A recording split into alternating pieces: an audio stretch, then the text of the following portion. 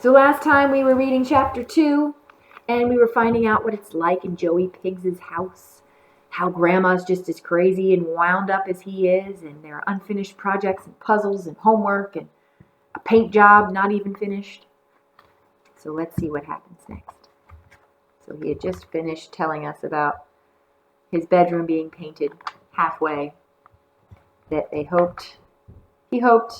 Grandma hoped it would calm him down, but it didn't work. Until Mom returned, my bed was pushed over in the corner along with the chair and splintered dresser drawers with the peeling off fake wood grain. Old newspapers were spread over the sheets to keep off paint, but I'd been using them as a blanket. Sometimes I think if Grandma had finished painting that pink on everything, I might have calmed down. I used to sit in my closet and pry open the paint can and stare into the shiny pink circle and was mesmerized for hours. Or maybe just minutes. I could never tell. But if you believe a color gave off a feeling, then I think it's true that pink gives off lots of calm. Maybe that pink just wasn't pink enough because before long I'd turn into my wired self again. After Mom came back this past summer and started to organize things, Grandma got worse. She got meaner, and I think it was because she didn't like rules either. I had to stay with her when Mom was at work, and she began to scare me. About a month before school started, she was mean all morning as usual, and in the afternoon, instead of settling down to knit, she kept getting meaner and meaner. Finally, she got so mad at me for bouncing around, she threw everything out of the refrigerator and yanked out the shelves and flung them across the floor. "Now get inside and stay inside." Grandma is asking him to get inside the refrigerator, she said with the ketchup bottle still spinning around her feet like a bowling pin. That slowed me down. I looked at her, and her dentures were pulled up over one side and snapping like she couldn't control them, like they could climb up the side of her face and bite her own ear off. "In!" she shouted. "Get in before I blow a fuse." A hot, steamy sound came out with each word. "Don't make me," I said, hopping from one foot to another. "Don't!" "In," she said, and her body snapped like a whip. "I said get in, or I'll tell your mom you won't listen to my rules." But I wouldn't get in. I knew there were good rules and bad rules, and having a time out inside a refrigerator was a bad rule. "Lousy, no good kid," she said, slamming the door. "I need a break." She turned and marched outside to smoke a cigarette while sitting in the porch rocker. In a minute I heard she got after someone about throwing trash in our yard, and then she stomped off.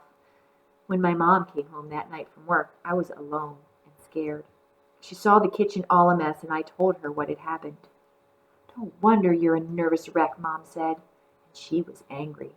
We went looking for Grandma and found one scuffed up shoe down by the corner sewer grate. That was all.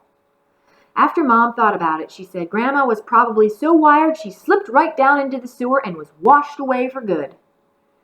We never did call the police. And for a couple of days I kept bending down over the iron grate and cupping my hands and shouting into the dark hole, "Grandma! Grandma, I forgive you! Come back!" She never answered, and I was sorry because I was the same as her at times when I lost it. "Grandma isn't exactly like you," Mom said to me after I told her I was sad. "The difference is she's more active in the mouth, and you are more active in the feet."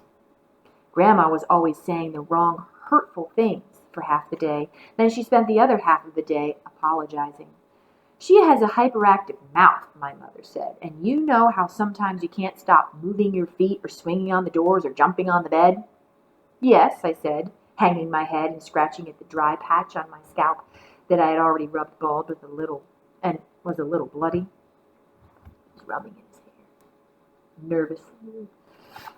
Mom pulled my hand away and held it between hers. "Well, your grandmother can't help but say things like, 'You know what you're doing, you're ruining everything, you never listen to me, I always said you were dumb as dirt.'" Mom was right. Grandma would just get so excited about being mean that one thing would lead to another, and before long she didn't know what she was saying, but her lips were flapping a mile a minute. Then when she finally settled down, she would feel bad. "I'm so sorry," she'd begin. "I never knew anything I said upset anyone. You all shouldn't listen to me. You know I'm just a nasty trash-talking old fool." She'd say the same thing over and over again. She should be on meds too. Big-time grandma-sized meds. But because she was a grandma, people didn't think she was sick. They just called her a batty old bird. But she was sick like me, only old, so her sickness was different. Now all that's changed since Mom came back, and I couldn't live without her because she's really the one who understands how I am when I get worked up into a wild spell. Like yesterday before school when I was playing stuntman in the early morning. I was diving from the top of the step ladder Mom had left up to change the burnt-out ceiling lights. I belly flopped onto the couch, then bounced onto the floor. She woke up and in seconds pinned me down and pressed her face to mine and said, "So what's up, Doc? You gonna be even or odd today?" I like that. You gonna be even or odd today?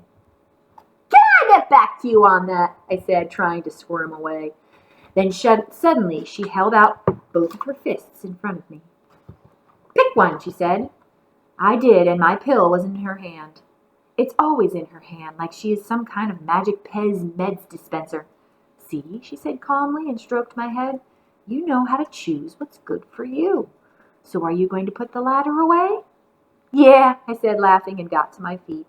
I swallowed my pill without water and could feel it roll, then stumble, then roll a little more, then stumble all the way down my throat and vanish into my belly.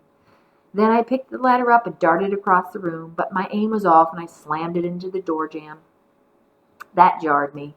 Then I tried it again and again until I nearly had all the paint chipped off around the dented woodwork. And she just let me keep on trying until finally I got the ladder and the opening lined up just right, and stumbled along through and plowed into the kitchen table and knocked the plastic rooster salt and pepper shakers to the floor. "Even when you were a baby, you had a hard time getting a square peg into a square hole," she called out from behind me. "Remember rule number 1, slow down and think about what you're doing." Mom is big on rules for me. So what do you think about this Joey character? He seems to have some challenges with sitting still or walking still or being still. That's just kind of who he is. We'll see where these adventures take him.